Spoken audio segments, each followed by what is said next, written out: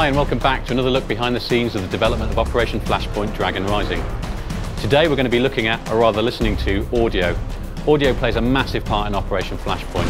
The sounds in Operation Flashpoint are very authentic. We've strived to record every vehicle and every weapon in the game. We know how passionate people are about the game and how passionate people are about the sounds of the game. Audio element really enhances the visual aspects of Flashpoint. We've got all sorts of different ambiences that really immerse the player in the world, and visuals are just one part of that. Audio plays a very big part as well. For example, when you're walking through a forest or patrolling a forest, you get ambient bird song, and the guides have actually gone out and found the animals that inhabit that part of the world to make sure it's authentic. Silence can be just as important as terrific noises.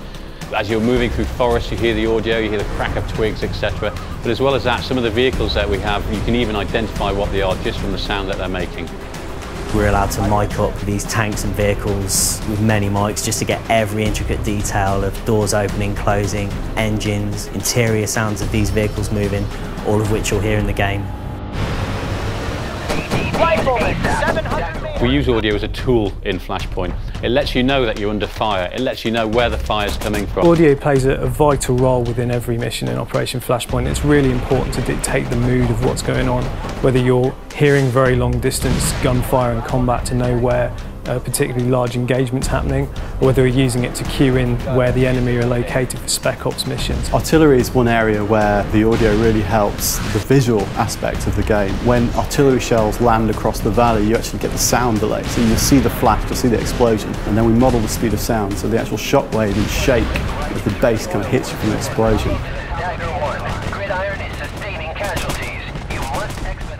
The sounds that we place within missions really do aid the player to find their way through the missions. They're going to know where a key installation is that the enemy have because they can hear it from a distance away.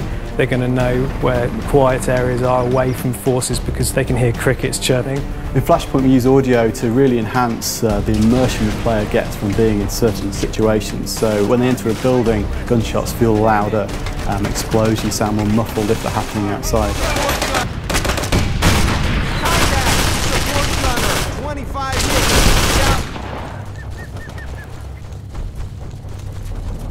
When someone's firing at you from 500 metres away or 1,000 metres away, it's an actual asset of that weapon being fired at that distance. It's not trickery, there's no filtering or EQ being applied. We went to the Marines Production Assistance Office specifically to make sure that what we had matched Marine procedures and Marine conduct, so that we had a very genuine feel of how Marines actually talk. We have different stress states for your squad speech. So, for example, if you're under fire, your squad will use a loud, clear voice to project their orders. If you're in the stealth mode, your guys will be whispering and it'll be a forced whisper. One of the best feelings in Flashpoint, and the one that gives you the fear the most, is hearing the bullets whiz and snap past your head and hit the brick wall in the background and smash a window and hit the stairs and zing off it.